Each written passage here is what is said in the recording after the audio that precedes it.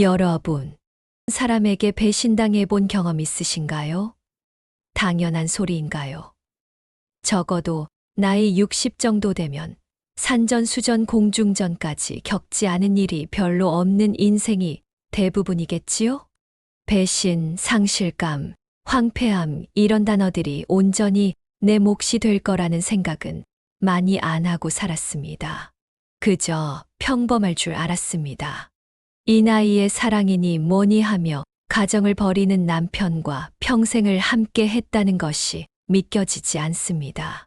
저와 남편은 결혼한 지 30년이 다 돼가고 남편은 60이 조금 넘었어도 다행히 직장 생활을 하고 있습니다. 남편 정우는 원래 주말이면 늦잠을 자고 늦은 아침을 먹으며 하루를 시작하는 사람이었습니다. 출근할 필요 없는 날이면 거실 소파에 몸을 깊숙이 묻고 TV를 켜놓은 채 리모컨을 만지작거렸습니다. 아내가 밖에서 무엇을 하든 상관없었습니다. 정우에게 주말은 오롯이 휴식의 시간이었고 바깥 세상과 단절된 채 시간을 보내는 것이 당연한 일이었습니다.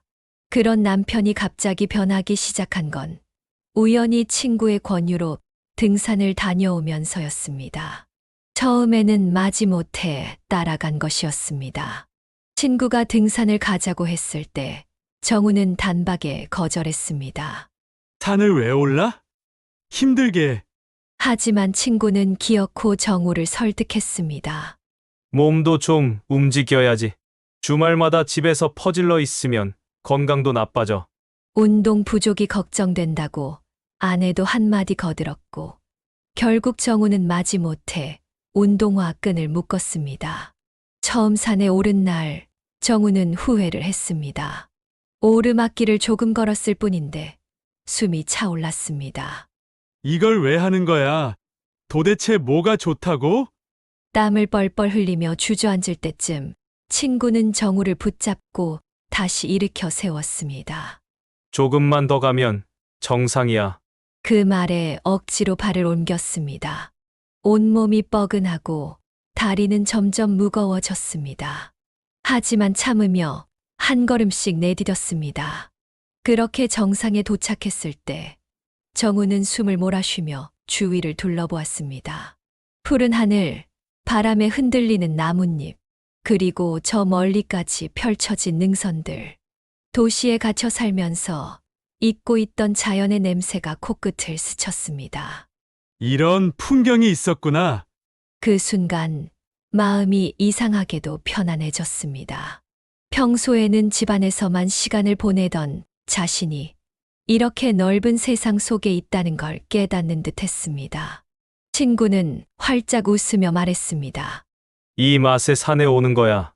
다음 주에도 같이 가자. 정우는 그 말을 흘려들었습니다. 등산이 특별히 재미있다고는 생각하지 않았습니다.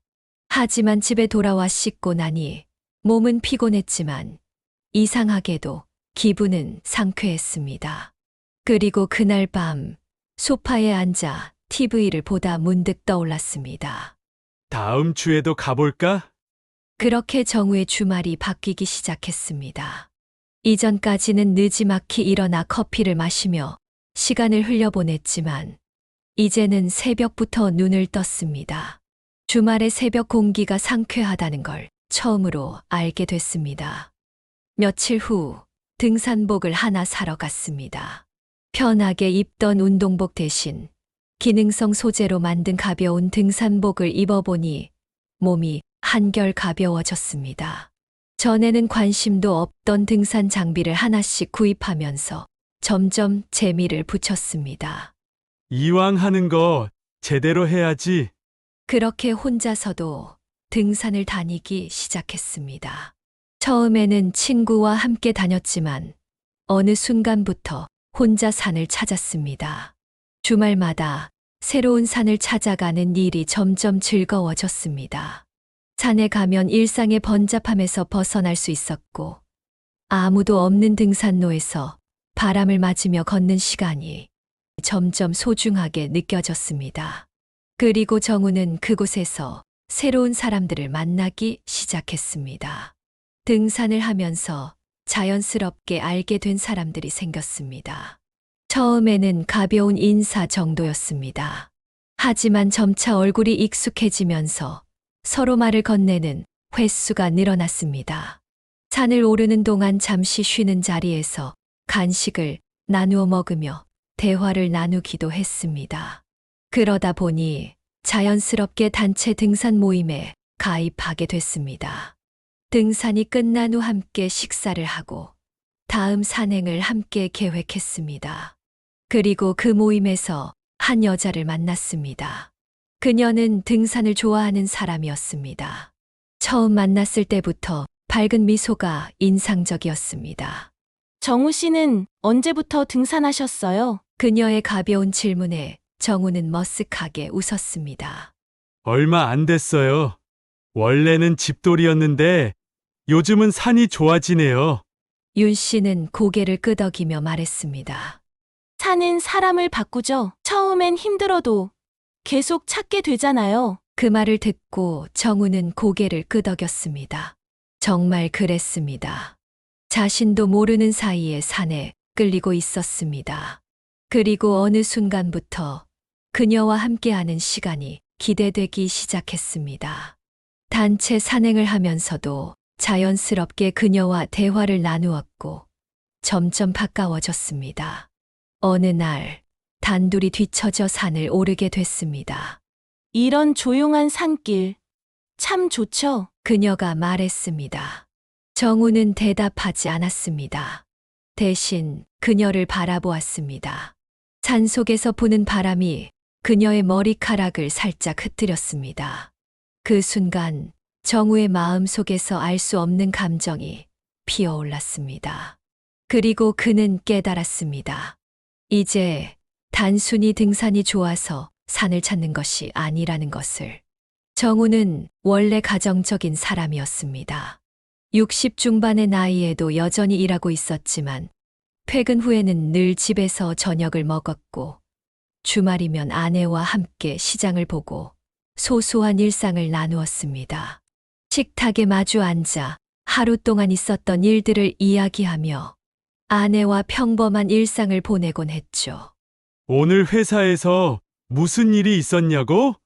아내가 먼저 물으면 정우는 천천히 말을 꺼냈습니다. 아, 오늘 신입사원이 실수를 해서 팀장한테 혼났는데 그렇게 대화를 주고받으며 밥을 먹던 시간이 정우에게는 하루 중 가장 편안한 순간이었습니다. 하지만 등산을 시작한 뒤로 그 소소한 일상이 조금씩 변해갔습니다. 처음에는 단순한 변화였습니다. 등산을 다녀오고 나면 기분이 상쾌했고 평소보다 활력이 넘쳤습니다. 오늘은 산 정상에서 정말 멋진 경치를 봤어. 정우가 들뜬 표정으로 이야기하면 아내는 고개를 끄덕이며 말했습니다. 그래? 힘들지는 않았어? 힘들긴 했는데 기분은 좋더라고. 내려와서 먹는 막걸리가 그렇게 맛있을 수가 없어. 아내는 그런 정우를 보며 미소를 지었습니다. 운동도 하고 기분도 좋아 보이네. 하지만 시간이 지날수록 그 변화는 점점 커져갔습니다. 정우는 집에서 저녁을 먹는 일이 줄어들었습니다. 오늘은 산악회 사람들이랑 저녁 약속이 있어서 늦을 것 같아. 예전 같았으면 저녁이면 자연스럽게 집에 들어왔겠지만 이제는 등산 모임이 우선이었습니다. 아내는 처음에는 가볍게 넘겼습니다. 가끔 그런 것도 좋지 뭐. 하지만 그것이 매주 이어지자 어느 순간부터 그녀도 지쳐갔습니다. 식탁에 혼자 앉아 밥을 먹으며 문득 텅 빈 맞은편 자리를 바라보았습니다. 전에는 정우가 앉아 있었는데 이제는 늘 비어 있었습니다. 차려놓은 반찬도 손이 가지 않았습니다.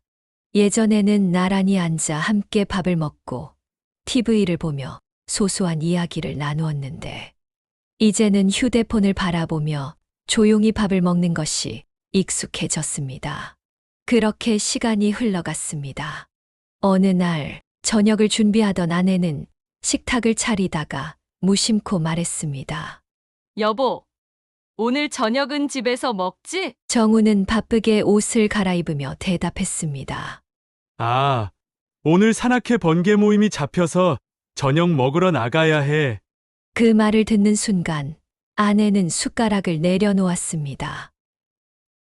또? 언제부터였을까? 늘 함께하던 저녁 시간이 점점 사라지고 있었습니다. 아내는 더 이상 참을 수 없었습니다. 정우 씨, 우리 저녁 같이 먹은 게 언제가 마지막이었는지 기억은 해? 정우는 당황한 듯 고개를 돌렸습니다. 그게 요즘 좀 바빠서 그래. 등산 모임에서도 이것저것 챙길 일이 많고. 아내는 깊은 한숨을 내쉬었습니다. 그게 그렇게 중요해? 아니, 그런 건 아닌데. 그럼 왜 자꾸 집보다 산을 더 중요하게 여겨?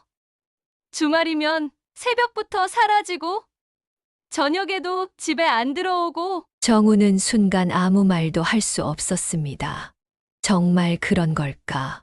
단순히 등산이 좋아서였을 뿐인데, 어느 순간 집보다 산에 있는 시간이 더 익숙해져 있었습니다. 아내는 조용히 말했습니다. 전에는 말이야, 당신이 나한테 회사에서 있었던 일도 이야기해주고, 내가 뭘 했는지도 궁금해했어. 그런데 이제는 그녀는 말을 멈추고 조용히 고개를 숙였습니다. 정우는 그런 아내의 모습을 보면서도 쉽게 변명할 말을 찾지 못했습니다. 어쩌면 정말로 자신이 변하고 있는지도 몰랐습니다. 그날 밤 정우는 혼자 앉아 깊이 생각했습니다. 집에서 보내는 시간이 점점 줄어들었고 아내와의 대화도 점점 줄어들었습니다. 휴대폰을 열어보니 단체 카톡방에는 벌써 다음 산행 공지가 올라와 있었습니다. 다음 주 주말 지리산 원정 등반 갑니다. 참석하실 분. 정우는 문득 고민했습니다. 이걸 계속 가야 할까? 하지만 고민은 오래 가지 않았습니다. 조용히 스마트폰을 들어 참석이라는 한마디를 남겼습니다. 정우는 점점 등산에 몰입했습니다. 처음에는 단순한 운동이었습니다. 하지만 시간이 지날수록 장비에 대한 관심이 커졌고 등산복과 등산화가 늘어났습니다. 기능성 소재, 방수 등산화, 쿠션이 좋은 신발까지 계절별로, 지형별로 다른 장비가 필요하다는 생각이 들었습니다. 등산용품 매장을 찾아가면서 새로운 장비를 사는 일도 하나의 즐거움이 되었습니다. 집 한쪽이 등산복과 장비들로 채워졌지만 정우는 문제라고 생각하지 않았습니다. 그러나 집에 남겨진 아내는 점점 변해가는 남편을 낯설어 했습니다. 정우는 더 이상 집에서 머무르지 않았습니다. 주말이면 새벽부터 사라졌고 저녁 늦게서야 들어왔습니다. 예전에는 함께 밥을 먹으며 나누던 대화도 사라졌습니다. 아내는 무언가를 말하고 싶어 했지만 정우는 관심을 기울이지 않았습니다.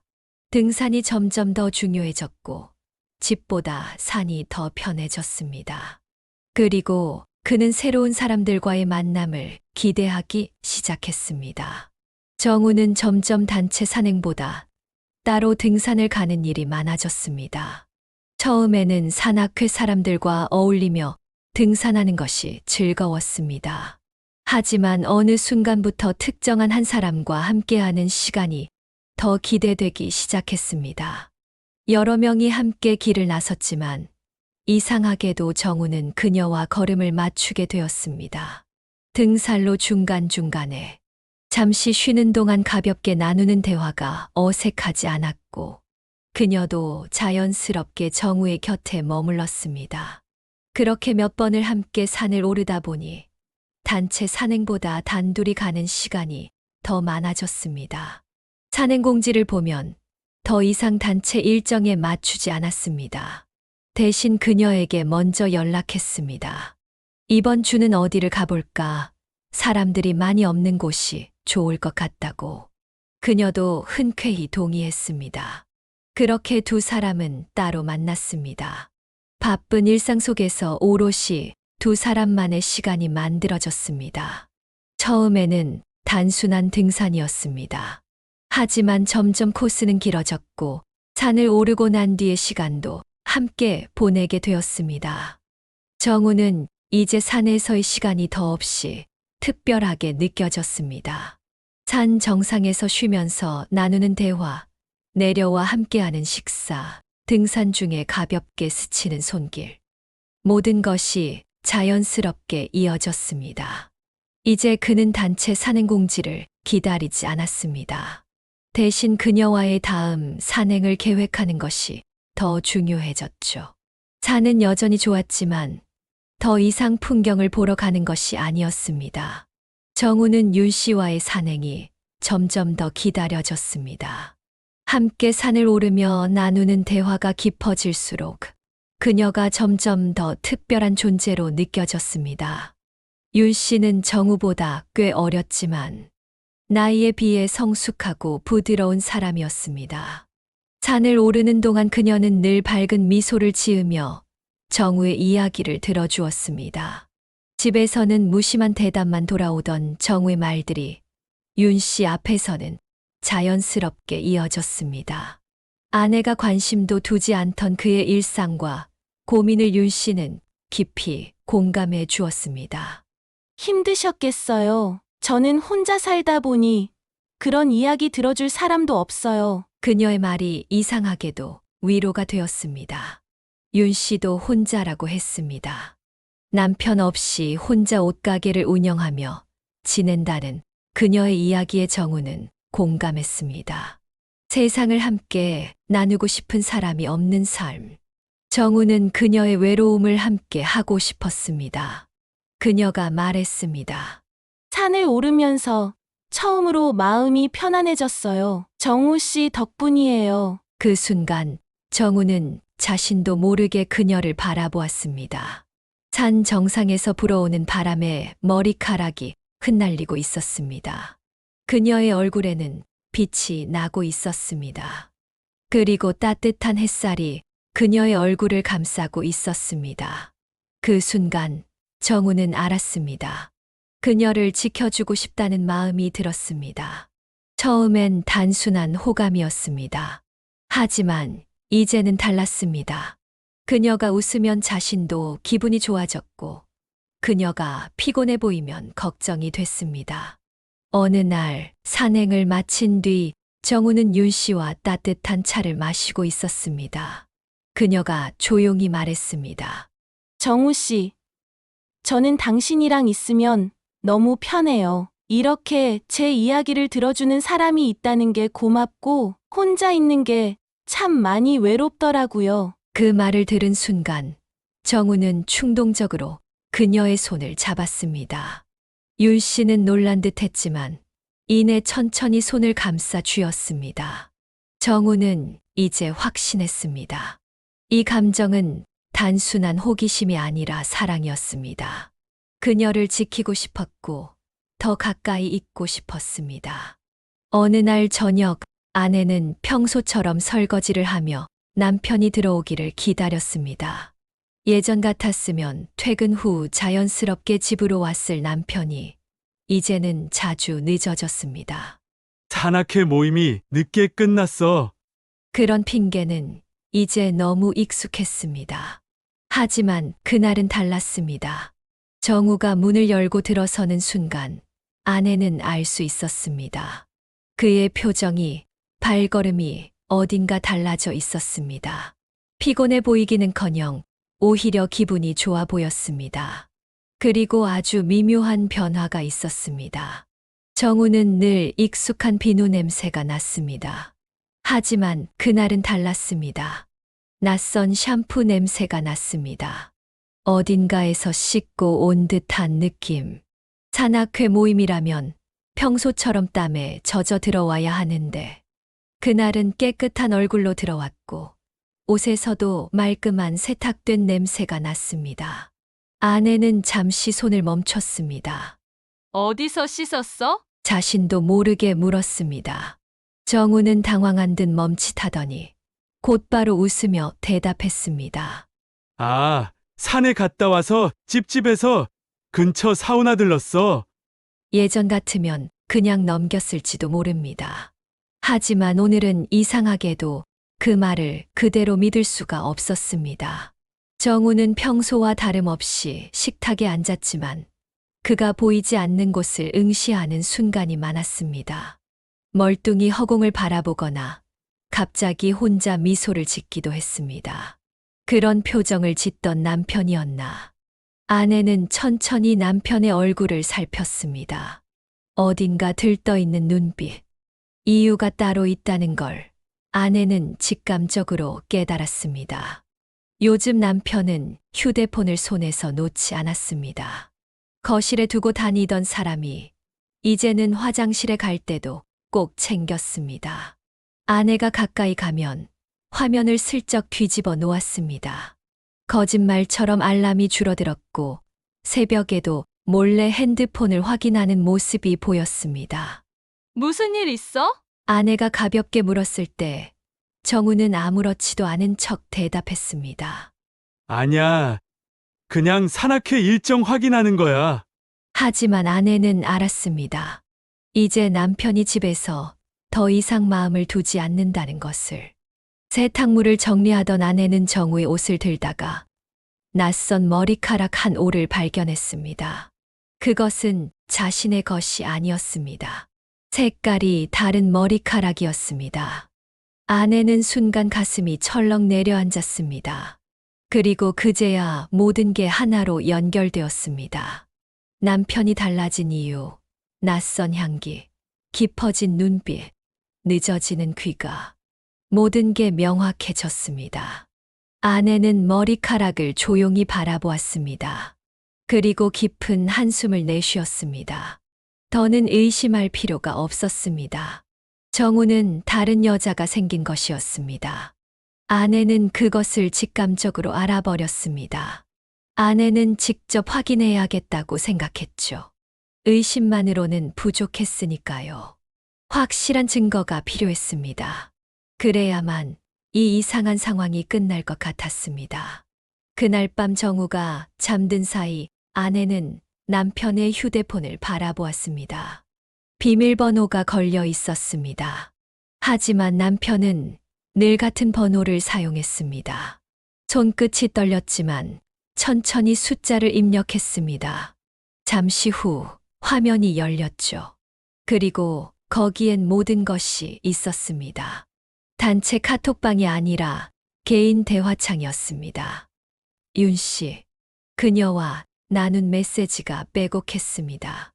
오늘 너무 좋았어요. 우리 언제 다시 만날까요? 보고 싶어요. 그리고 정우의 답장. 나도 그래, 빨리 보고 싶다. 아내는 천천히 화면을 넘겼습니다. 그리고 호텔 예약 내역.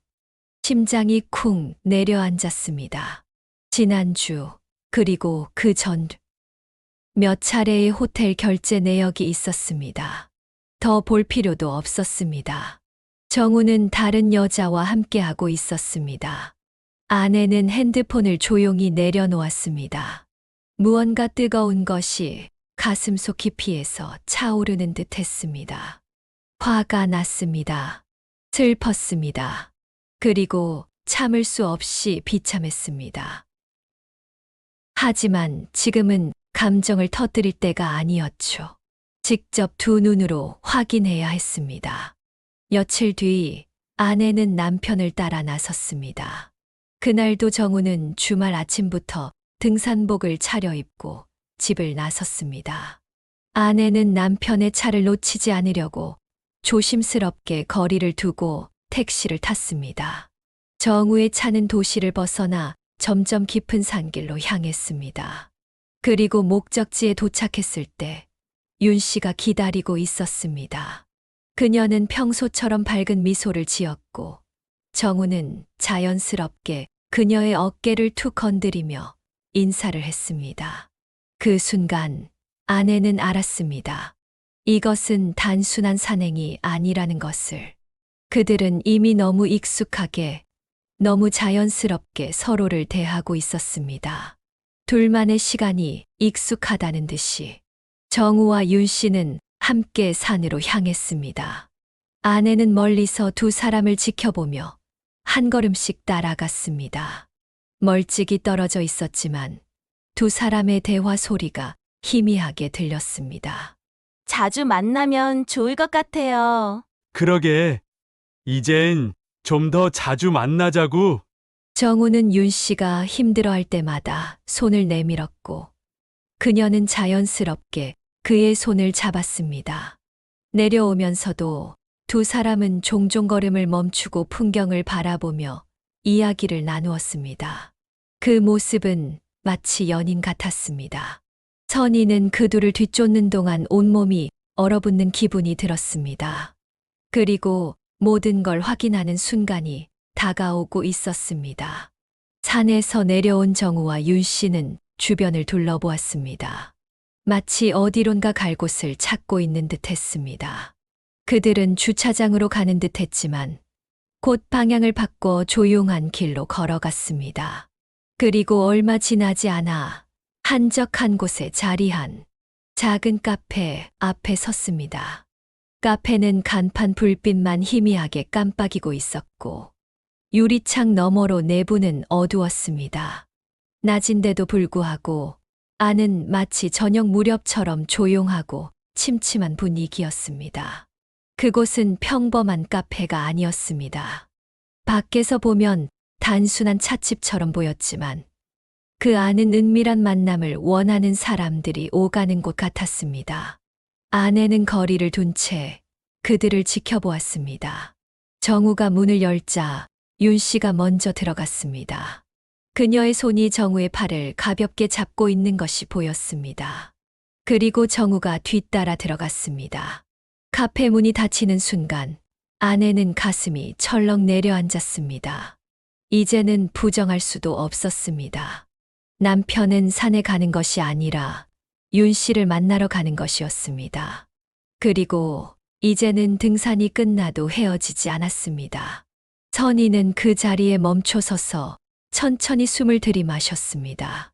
눈앞의 현실이 너무나도 선명했습니다. 당장이라도 따라 들어가고 싶었지만 그만두었습니다. 남편에 대한 배신감에 몸이 덜덜 떨렸지만 저 둘의 사이를 갈라놓는다고 해서 무슨 의미가 있나 라는 생각이 들었습니다. 남편을 절대로 용서할 수 없기 때문입니다. 어떻게 이 상황을 정리해야 될지 모르겠지만 남편과는 더 이상 어떤 관계도 유지하고 싶은 마음이 없었습니다. 참 뭐라 말이 나오지 않네요. 머릿속이 폭탄을 맞은 것 같이 모든 생각이 정지되었습니다. 그러나 한 가지 분명한 것은 나는 남편을 붙잡을 마음이 추호도 없었습니다. 그저 남편이 그렇게 죽고 못 사는 그리고 사랑하는 여자에게로 보내줄 생각이었습니다. 모든 것을 직접 눈으로 확인한 이상 이제 결론을 내릴 때가 왔다고 생각했습니다. 남편이 돌아온다면 그 자리에서 이혼을 요구할 생각이었습니다. 하지만 그날 저녁 딸이 찾아왔습니다. 엄마, 나 결혼하려고 해. 선희는 순간 아무 말도 할 수 없었습니다. 딸은 화난 얼굴로 말했습니다. 그동안 고민했는데, 이제 확실해. 우리 결혼할 거야. 엄마, 나 축복해 줄 거지? 선희는 억지로 미소를 지었습니다. 하지만 가슴속에서는 말할 수 없는 감정이 뒤엉켰습니다.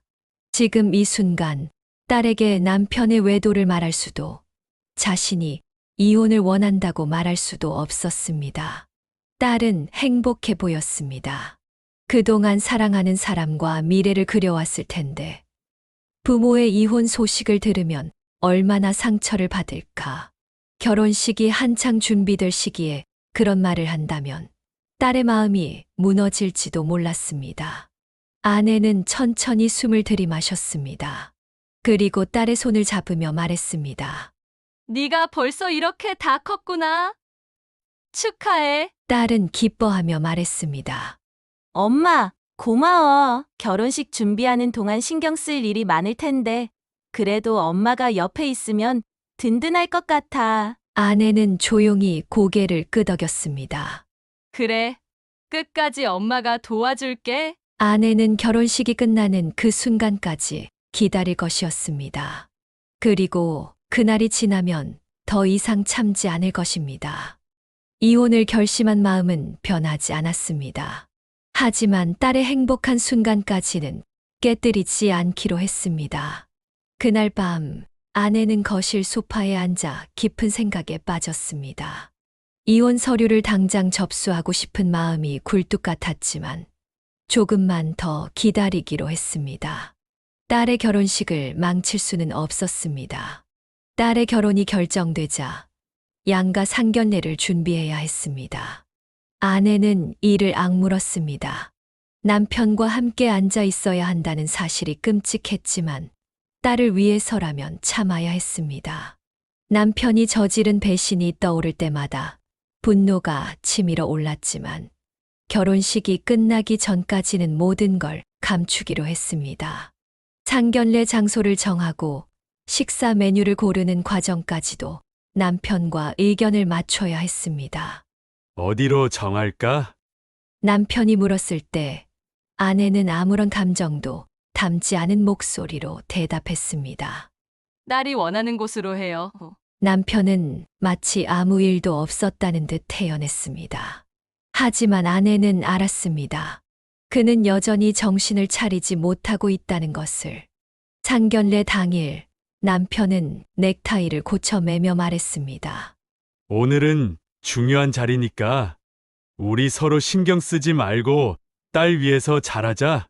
아내는 속으로 비웃었습니다. 그가 이런 말을 할 자격이 있을까? 하지만 표정 하나 변하지 않고 고개를 끄덕였습니다. 당연하지. 아내는 그의 와이셔츠 깃을 바라보았습니다. 미세하게 퍼지는 낯선 향수 냄새, 익숙한 냄새였습니다. 윤 씨의 향기. 아내는 아무 말도 하지 않았습니다. 지금은 참아야 했습니다. 딸의 앞에서 모든 걸 무너뜨릴 수는 없었습니다. 결혼식 날짜가 다가오면서 신혼집 계약, 예식장 예약, 드레스 피팅까지 해야 할 일이 많았습니다.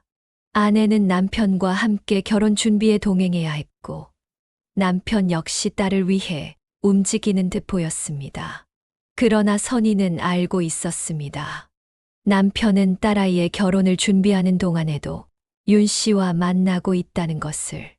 딸의 결혼식이 끝나기 전까지는 모든 걸 그대로 둬야 했습니다. 하지만 그것이 얼마나 괴로운 일인지 선희는 매일같이 깨달았습니다. 선희는 이미 이혼 서류를 준비해 두었습니다. 그리고 다른 모든 정황들, 문자들. 남편이 잠든 사이 전화기 안에 모든 문지와 사진을 모아두었습니다. 결혼식이 끝나는 그 순간 모든 걸 끝낼 준비가 되어 있었습니다. 결혼식장에는 화려한 꽃장식이 놓였고 따뜻한 조명이 예식을 더욱 빛나게 하고 있었습니다. 아내는 침착하게 자리를 잡았습니다. 오늘만큼은 아무 일도 없는 것처럼 행복한 어머니의 얼굴을 하고 있어야 했습니다. 이 결혼식을 망칠 수는 없었죠. 그러나 마음 한구석에는 불안감이 자리하고 있었습니다. 그동안 참아온 분노가 이 결혼식이 끝난 후 터져나올 것을 알고 있었기 때문이었습니다. 그리고 남편 정우가 딸의 손을 잡고 입장하는 순간 예상치 못한 일이 벌어졌습니다. 입장 음악이 울려 퍼지는 순간 정우의 얼굴이 굳어졌습니다. 딸과 함께 행진하는데 그의 시선이 한 곳에 고정되었습니다. 그리고 선희도 그 시선을 따라갔습니다. 거기엔 윤 씨가 있었습니다.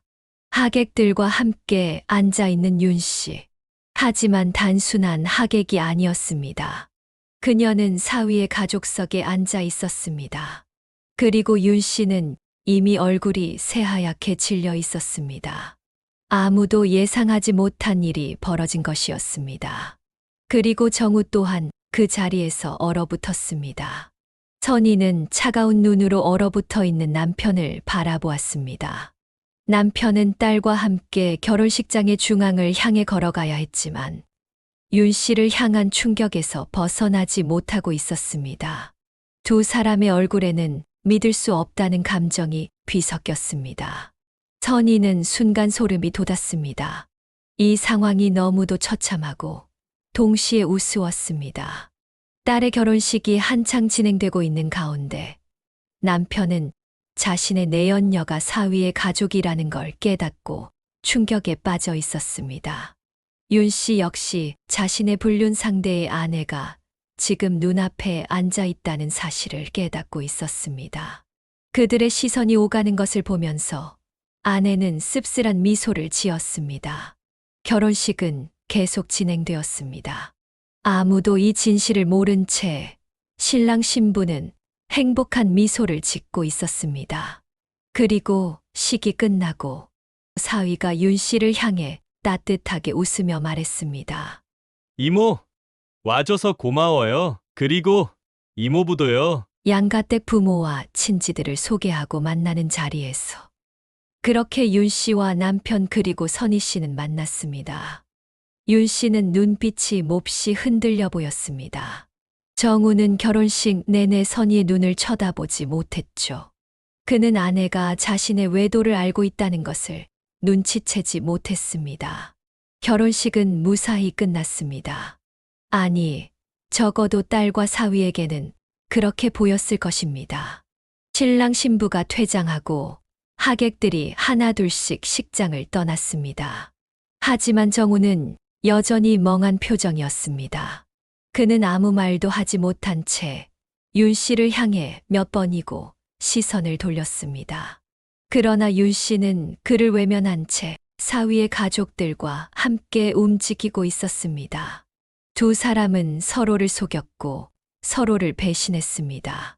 선희는 그 모습을 차갑게 지켜보았습니다. 결혼식을 마치고 딸과 사위는 신혼여행을 떠났습니다. 딸은 정우와 선희를 꼭 안아주고 고맙습니다라는 따뜻한 말과 함께 식장을 떠났습니다. 그리고 선희는 조용히 정우에게 다가가 말을 건넸습니다. 여보, 우리 커피 한잔 해요. 그는 여전히 혼란스러운 얼굴이었습니다. 그의 얼굴에는 당황스러움과 두려움이 동시에 묻어났습니다. 선희와 정우는 커피숍에 마주 앉았습니다. 그리고 선희는 말을 꺼냈습니다. 오늘 수고 많이 했어요. 이런 날은 아빠의 역할이 꼭 필요하다고 생각했어요. 선희의 말을 듣고 있던 정우는 의아한 눈으로 아내를 올려다보았습니다. 그 말이 무슨 뜻이야? 선희는 그제야 봉투를 내밀었습니다. 봉투를 열어본 정우는 놀란 눈으로 선희를 봤습니다. 정우의 눈은 놀란 것뿐만이 아니라 어떻게 알았지? 하는 온갖 복잡한 감정을 지닌 눈빛이었습니다. 정우는 입을 열려 했지만 아내가 먼저 말을 끊었습니다. 변명할 생각은 하지 말아요. 정우는 한숨을 내쉬었습니다. 여보, 알고 있었어?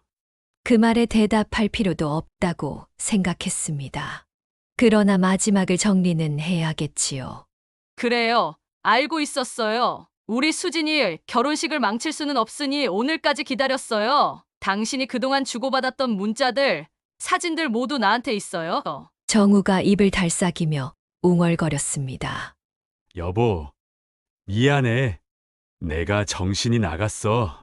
선희는 조용히 그의 웅얼거림을 듣고 있었습니다. 그리고 너무나 냉정하게 말을 내뱉었습니다. 사인하세요. 정우는 이혼 서류를 물끄러미 바라보았습니다.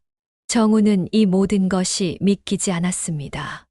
윤 씨가 사위의 이모라는 것도, 아내가 알았고 지금 이 서류를 준비했다는 것까지도. 정우는 자신도 모르게 서류를 집어들고 이혼 서류에 사인했습니다. 선희는 서류를 집어들고 천천히 일어났습니다. 선희는 더 이상 이 자리에서 이 인간이 입으려는 모습을 보고 싶지 않았습니다. 진명이도 내 이름 앞으로 돼 있고 통장도 내 이름으로 돼 있으니까 특별히 정리할 것은 없을 거야. 그리고 당신 짐은 싸서 시댁으로 보냈어요. 지금쯤 택배로 도착했을 거예요. 선희는 더 이상 얼굴 볼 일도 없고 마주치고 싶지도 않았습니다. 집 비밀번호도 바꿨어요. 윤 씨가 멀리서 그들을 지켜보고 있었습니다. 그녀의 얼굴은 창백했습니다. 하지만 윤 씨는 이미 몸을 돌려 사위의 가족들과 함께 차에 오르고 있었습니다. 그녀 역시 자신의 삶을 지켜야 했기 때문이었습니다. 선희는 정우와 헤어져 집으로 돌아왔습니다. 속이 후련할 줄 알았습니다. 외도한 남편과 함께 침대를 쓰고 밥 먹고 이야기하는 날들이 선희를 매 순간 죽이고 있었기 때문에 그것에서 벗어날 수 있는 날만 기다렸던 것입니다. 그러나 집으로 돌아와 불 꺼진 집안에 홀로 남겨져 있다 보니 인생이란 것이 너무 헛헛했습니다. 가장 가까웠던 사람에게 배신당한 처절한 감정뿐만이 아니라 너무나 의지하며 살았던 사람을 잃어버린 상실감까지 더해지니 마음의 구렁텅이 속에 빠질 것만 같았습니다. 선희는 생각했습니다.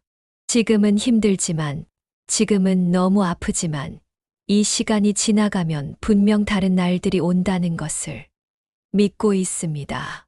이쯤의 나이가 되면 자연스레 알게 되니까요. 나이 먹은 값을 해야지요.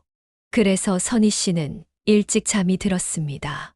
그리고 내일 아침 일찍 일어나면 다시 시작할 겁니다. 끝까지 들어주신 여러분께 깊은 감사드리며 앞으로도 감동이 있는 사연으로 함께 하겠습니다. 구독, 좋아요, 그리고 소중한 댓글 꼭 부탁드립니다.